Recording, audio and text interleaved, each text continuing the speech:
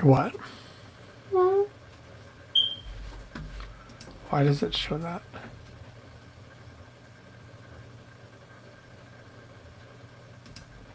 There we go.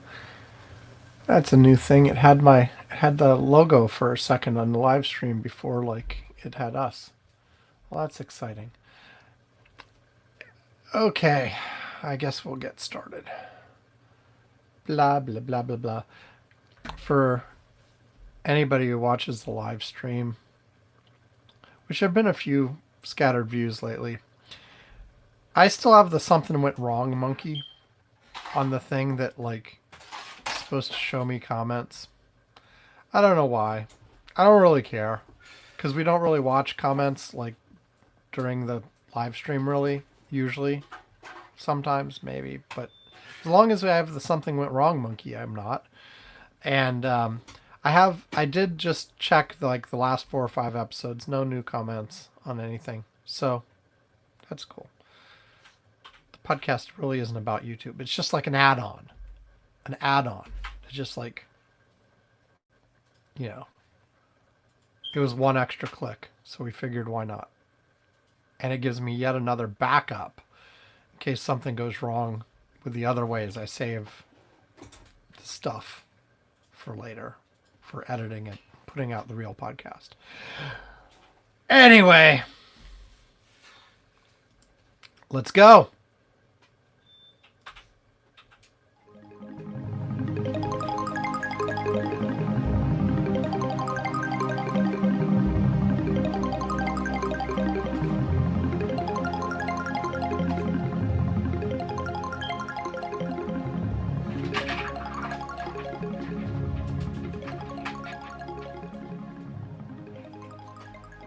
Welcome to Curmudgeon's Corner for Saturday, July 25th, 2026. It's just after 2030 UTC, and it's just me. I'm Sam Minter. No Yvonne Bowe today. And look, he's on vacation. He gave me plenty of heads up. Shortly after we recorded last week's show, he's like, next week I won't be here. On vacation. He's in the Bahamas, I believe. Actually, I think at this very moment while I'm recording, he's on the plane on the way back from the Bahamas.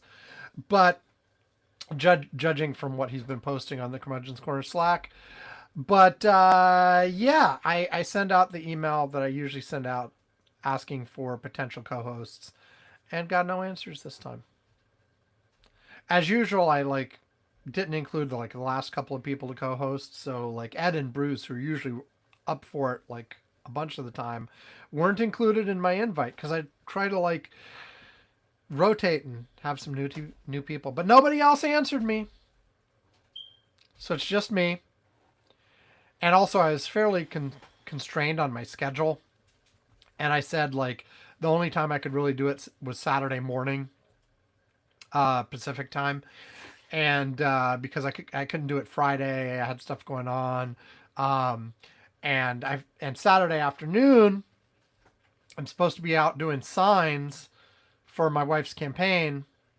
It's getting close to her primary, so I promised her 4 hours on Saturday, 4 hours on Sunday for the next few weeks. And yeah, that didn't work out. At least not so far. Because I knew I didn't have a co-host. So I slept in. Well, I slept in for a couple reasons. One was I stayed up all night. I was working on some Robin Letter stuff. And I didn't really get started on the Robin Letter stuff till almost midnight. So I just kept powering through and I got to a stopping point. I didn't actually finish the thing I was working on entirely, but I got to a reasonable stopping point, but not till 6 a.m. So I went to sleep at 6 a.m. And then around 9:30, my wife calls me, my wife Brandy, because she had gone out to do doorbelling and such, but realized that she'd forgot her wallet at home. And she wanted to get a coffee or whatever, and she didn't have her wallet, and she's going to something else later in the day where she'd need to spend money, and so she's like, "Can you bring me my wallet?" And of course, I'm like, "Yes, I'll bring you my wallet." no, I'll bring you your wallet. What you know what I mean? But I was, of course, I'd only like slept like 3 hours or something at this point, so I'm tired. I get up, and at first I'm like, I'm gonna record the beginning of the podcast, then I'll go bring you your wallet, and then I'll like go to a coffee shop and I'll prepare for like the signs and all the other stuff, but Alex was like, no, can you like come back to do the preparing for the signs? So that you leave the computer, because he's been using my computer, because his computer that he's actually using right now at this very second is old, so he tends to borrow my laptop or my wife's laptop instead these days. And he's got various projects he's working on them anyway. So I'm like, fine, I'll do that. I'll just go first to deliver this to your mom, and then I'll come back and I'll do all the stuff I need to do at home, and then I'll do signs. So I'm like, okay, I will locate Brandy and then aim the GPS at her location. And I knew she'd be moving around because she was like going around knocking on doors. But I'm like, I'll go to where she is now, and then I'll relocate her, and she'll be close to where she was, and then I'll relocate again, and I'll find her after like 2 or 3 steps, right? So first of all, she's in like where she was doorbelling is off at one of the parts of her district that is the furthest from our house. I'm like, okay, fine, no problem. And so I head there, and so it's like a half hour to get there anyway. At one point, like I'm almost at the spot where it says she is, and I make a wrong turn. Well, specifically, I'm looking at the GPS, and I know I need to take the next left. And this brings me to something that, by the way, because I was go to where my wife is, and I'm using Apple's ecosystem and Find My and all that, I usually use Waze. But because there's like one click to go to where somebody you've located in Find My, and just route to them in Apple Maps, I was using Apple Maps this time. And there's, both Apple Maps and Google Maps have bugged me for a long time. And I've explained it one way, which today I've realized was wrong. Okay, I've said for a long time, like when I'm using both Apple Maps and Google Maps, I get frustrated because it seems to lag your actual position by like half a second or something. So like compared to Waze, which was like always like snap on, this is where I am right now, and you could see when you were like approaching a turn and know exactly, and like it made perfect sense, right? And I was always frustrated because it seemed like Apple Maps and Google Maps, there seemed to be a lag. Notice I keep saying seemed to be. If you asked me before today, I would say there was a lag. Okay.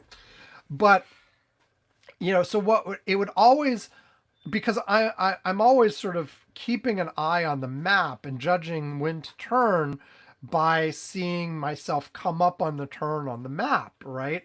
And so I I would always be frustrated by doing this on both Google Maps and Apple Maps because it always seemed like I was further away from the turn than I actually was. Whereas on Waze, it would always match up exactly with my expectations, and I'd turn right as I was approaching the turn, and etc. And so, like, I'd missed turns a variety of times when using Google Maps or Apple Maps because of this, because I'm like, it's lagging. And like, I sort of was trying to change my mindset to like, whenever I'm using one of those, be like, okay, remember, it lags a little bit. So you have to turn before you think the turn is, because it always looks like there's more space left before the turn on the map than there really is. Today, after I missed this turn, I realized, actually, I realized this yesterday, but it still got me today anyway, because I'm still not used to it. I realized this while navigating somewhere yesterday, and then was thinking about it today while navigating, but still missed the turn. But look, but I realized the problem is not it is lagging. because I very carefully watched the position while I was approaching a turn. It was showing me exactly where I was. But it was zooming in more aggressively than Waze does. So what happened basically is as you are approaching the actual turn, it is zooming in on the map to show you details of that turn at such a rate that the physical distance on the screen between you and the turn actually stays the same. So it looks like you're not getting any closer to that turn. But in fact, you are getting closer to the turn. It's just simultaneously zooming in at the exact same rate. So it doesn't look like you're getting closer to the turn.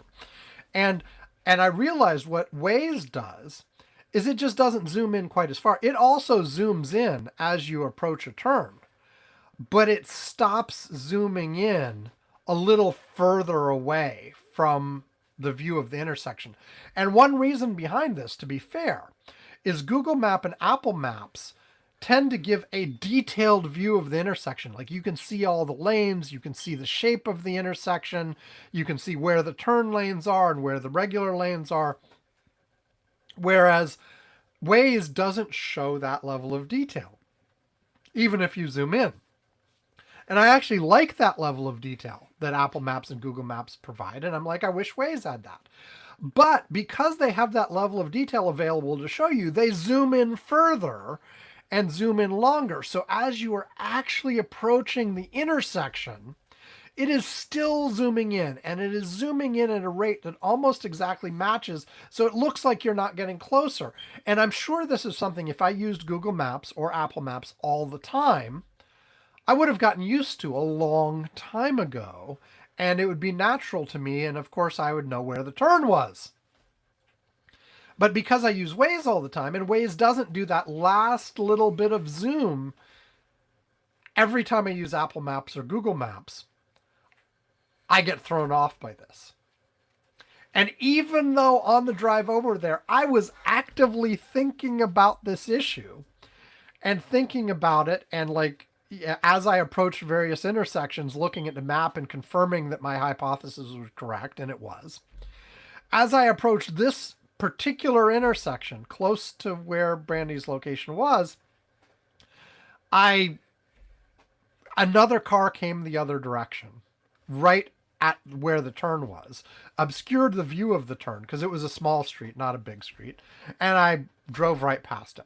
And because I was out in a rural area at this point, as opposed to like a place where there's like streets every 5 feet, the route it gave me when it rerouted, it was like a big, like 2-mile loop just to get back to where I was a few seconds earlier.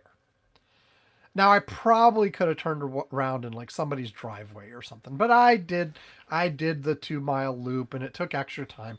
And then I got to the spot where Brandy had been. And then, now I was being stubborn, because while this was going on,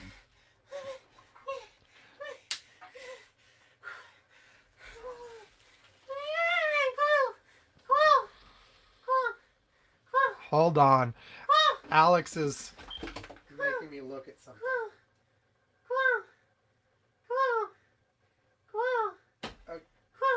Oh. FNAF 2?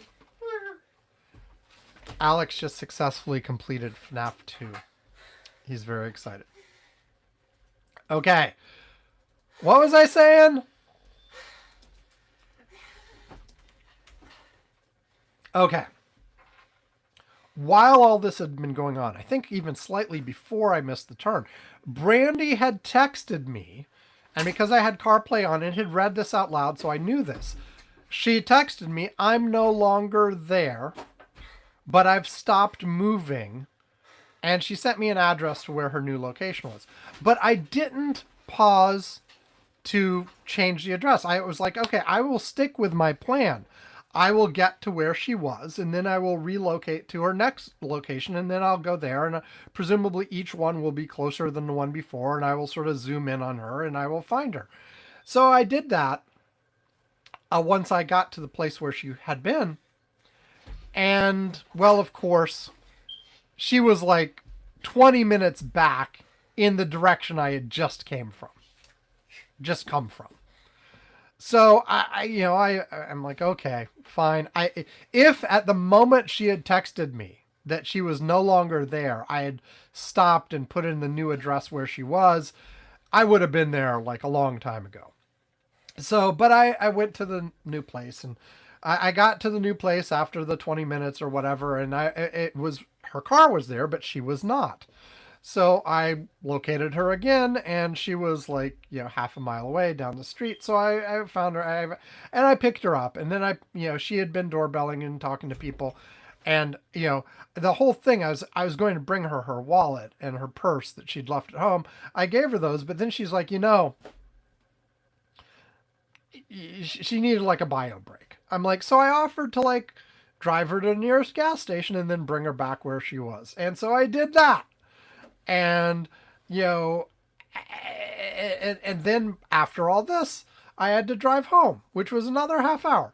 And so by the time all this is done and I'm at home, now it's afternoon, it's no longer morning, I'm way behind.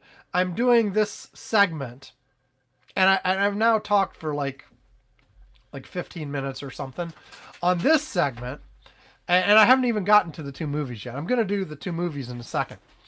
And then, as usual, I will take a break. I will go do those signs. I'll do my sign prep stuff. I do a whole bunch of stuff on spreadsheets to figure out where I'm going and keep track of what I'm doing and all that kind of stuff. I'm going to do that. That'll take about an hour. Then I'll finally go out and start doing signs. And my target is 4 hours of signs today, 4 hours of signs tomorrow.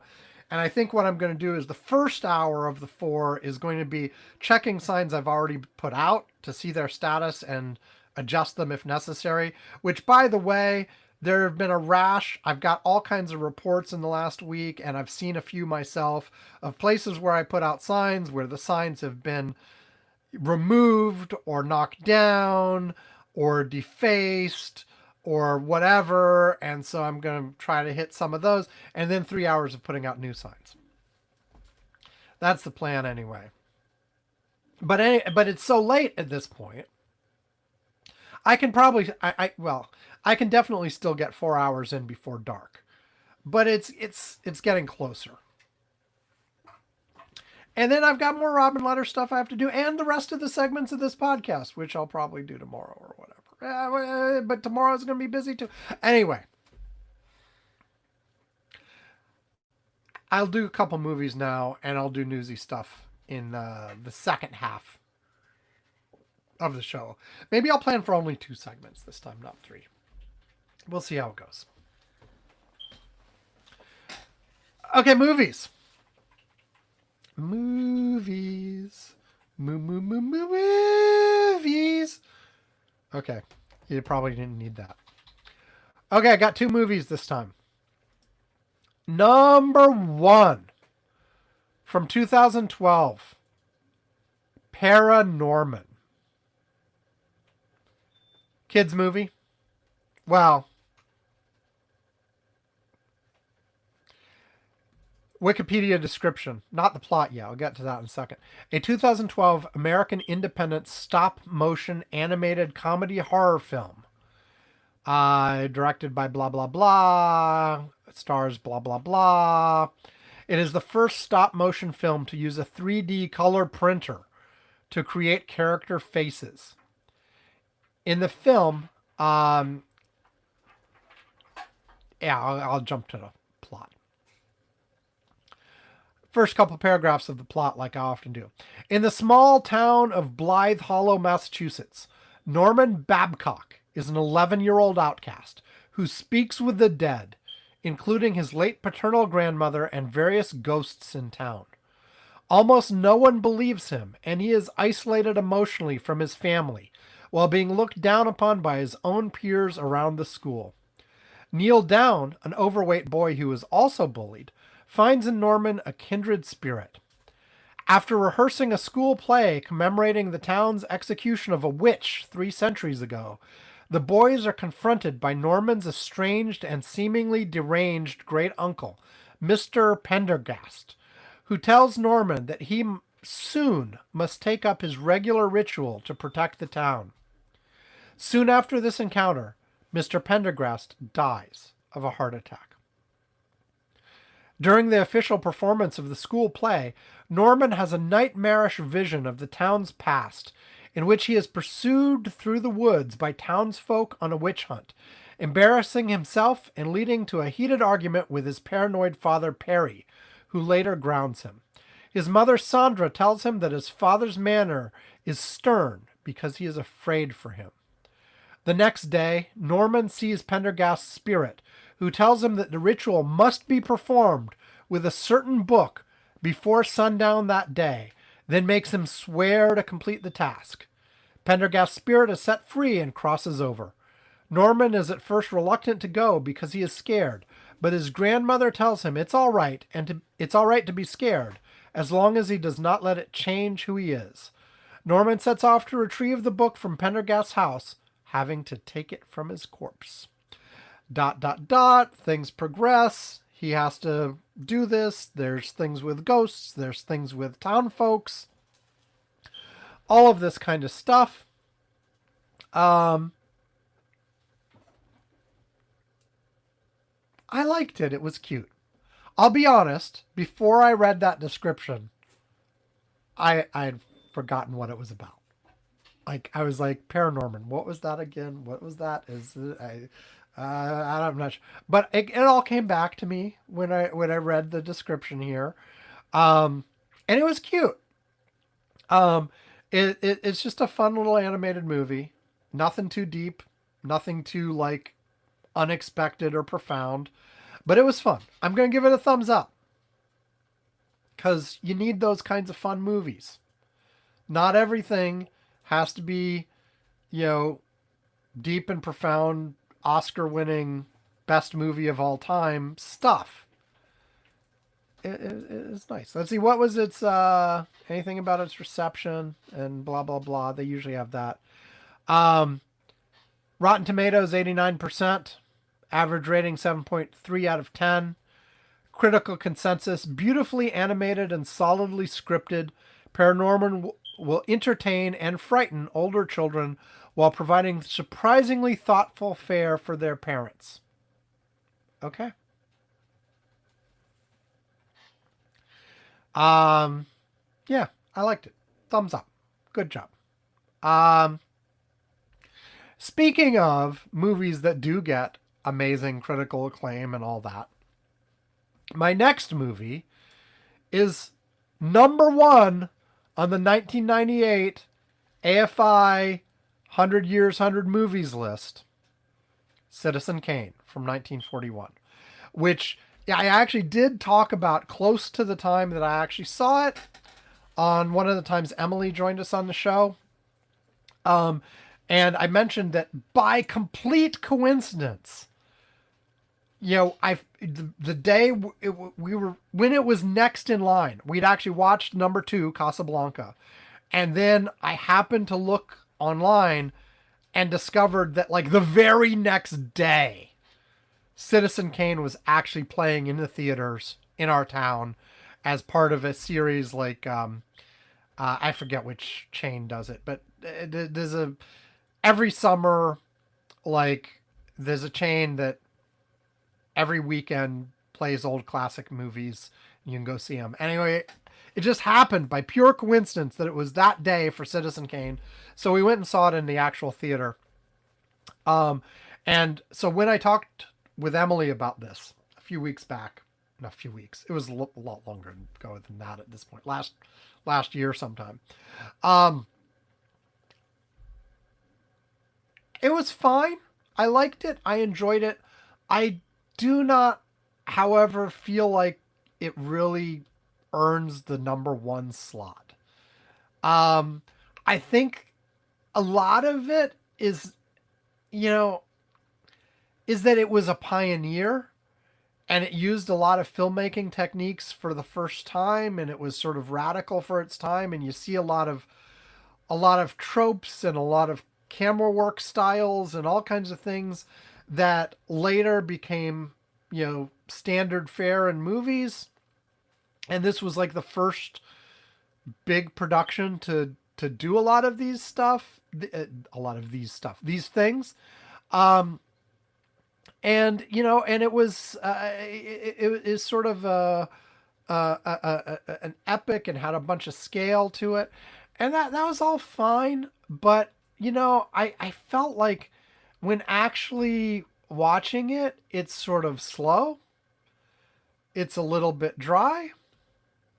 I was spoiled as to the main sort of mystery, like what is Rosebud. I'd never seen the movie in its entirety before seeing it in the theaters with Alex back last year.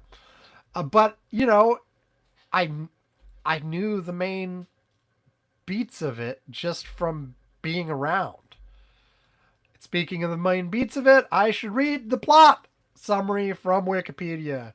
Here's the beginning of it. In a mansion called Xanadu, part of a vast palatial estate in Florida, the elderly Charles Foster Kane is on his deathbed. Holding a snow globe, he utters his last word, Rosebud, and dies. A newsreel obituary tells the life story of Kane, an enormously wealthy newspaper publisher and industry magnate. Kane's death becomes sensational news around the world, and the newsreel's producer tasks reporter Jerry Thompson with discovering the meaning of Rosebud. Thompson sets out to interview Kane's friends and associates. He tries to approach Kane's second wife, Susan Alexander Kane, now an alcoholic nightclub owner, but she refuses to talk to him. Thompson goes to the private archive of the late banker Walter Parks Thatcher. Through Thatcher's written memoirs, Thompson learns about Kane's rise from a Colorado boarding house and the decline of his fortune. A couple more paragraphs here. In 1871, gold was discovered through a mining deed belonging to Kane's mother, Mary Kane. She hired Thatcher to establish a trust that would provide for Kane's education and assume guardianship of him, protecting him from his brutal father. While the parents and Thatcher discussed arrangements inside the boarding house, the young Kane played happily with a sled in the snow outside. When his parents introduced him to Thatcher and told him he would live with him, the boy struck Thatcher with his sled and attempted to run away. By the time Kane gained control of his trust at the age of 25, the mine's productivity and Thatcher's prudent investing had made Kane one of the richest men in the world. Kane took control of the New York Inquirer newspaper and embarked on a career of yellow journalism, publishing scandalous articles that attacked Thatcher's and his own business interests. Kane sold his newspaper empire to Thatcher after the 1929 stock market crash left him short of cash. ... It continues. You sort of follow through Kane's life, and he has various ups and downs, various, romantic entanglements, various business entanglements, various other things, and it goes through. And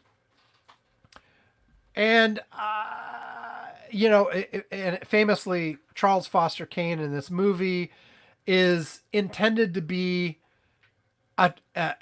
mainly William Randolph Hearst, but also apparently a composite with Joseph Pulitzer as well, and perhaps a little bit of a couple other folks. I'm looking at the Wikipedia page. Chicago tycoons Samuel Insull and Harold McCormick as well as some aspects of the screenwriter's life. So it's a composite character of a bunch of people, but famously, it's William Randolph Hearst, okay, mostly. And then, it's obviously fictionalized. It's not really William Randolph Hearst's biography, but it's, intended to sort of be like that. And again, the movie did keep my attention, and I wanted to know what was going on, and I wanted to know what was happening next with the guy. Because, I mentioned that I kind of knew the main plot beats, but at a super high level. I knew it was a William Randolph Hearst type story, and I knew what Rosebud was, but I really didn't know any of the details in between at all. And So it was interesting to see all that, but again, it sort of, and it was a good. I'm not saying it wasn't a good movie. It was a good movie. It probably deserves to be in this top 100 list, but I think at number one, it's overrated. Like I I, I've said before when I talked about Casablanca a few weeks ago, I would rate Casablanca higher than this movie. Like if I had to pick a movie to rewatch, like, and I don't rewatch movies all that often, but I'm ready. I would watch Casablanca again. Casablanca was a cool movie to watch. It gripped me from beginning to end, and it left me like emotional as it ended and all that kind of stuff. Citizen Kane was, it was more an academic exercise to watch it, and it was interesting in that sense, but it wasn't like, I don't know. Like I said, it's probably a top 100 movie. I'm not sure it's even top 10, let alone number one. There are a bunch of these others are a bunch of the others in the top 100 that I went through, which took me like 30 years to get through this stupid AFI top 100 list, by the way.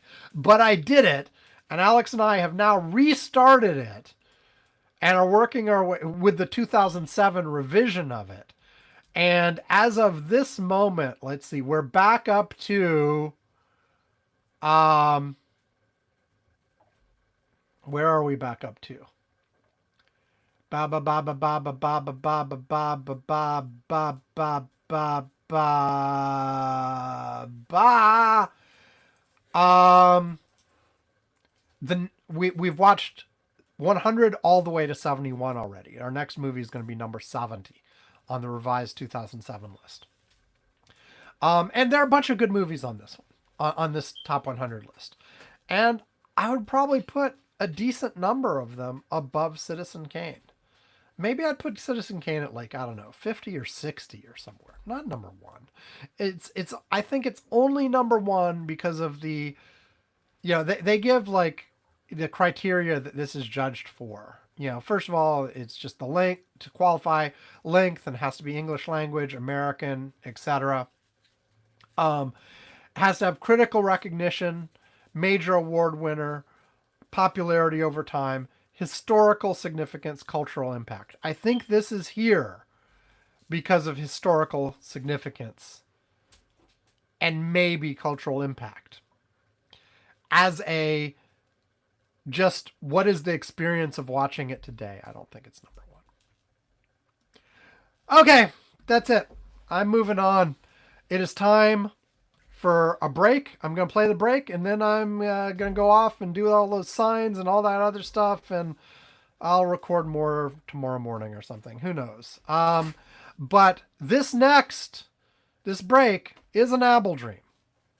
It is Apple Dream 5, which has appeared on the podcast before, so it's not a new one, but it's probably been a long, long time since it was played. So anyway, here is the break, which is Apple Dream 5, and back after this. And when we get back, we'll talk about actual, like, newsy stuff. And, at the moment, I don't know, we got some Mitch McConnell stuff. We got, there's a new prime minister in the UK. We got, what else? We got Donald Trump talking about communism a lot. He was at the White House Correspondents' Dinner. We got the price of oil going back up again. We got a bunch of stuff. I don't know which of them I'll talk about. I'll figure that out when I get back. And who knows? There may be new breaking news that I'm not even aware of now because it hasn't happened yet. Anyway, here's that Apple Dream 5. Enjoy. I was at a booth, and there was this guy who was, there's stuff, but he couldn't properly, he could do it, programs that did programs, that wrote programs and modified programs and stuff, but he couldn't do it properly for iTunes because it couldn't support old versions of the iPhone properly. It could do new versions, but not old versions, and I was going to talk to him about making something that worked with the new versions only, but he was scowling at me. And somehow we were all there at this sort of exhibition thing, and the person who's physics girl from YouTube was there giving a speech or something, and the person I was with said she's like you, but for something. It wasn't physics though. And I was like, well, not really. But that was before the part with the guy with the phone. And there was more before that, but I don't really remember stuff before that anymore. And there were people with me, I think including you, but I don't know. Bye. And that's that. So I'm hitting stop, and live stream people part 2 will probably be tomorrow, maybe late tonight if I feel like it, but probably tomorrow morning. And anybody who's listening to the actual podcast isn't hearing what I'm saying right now because it won't be in it. So feel special if you're watching this on YouTube. Bye.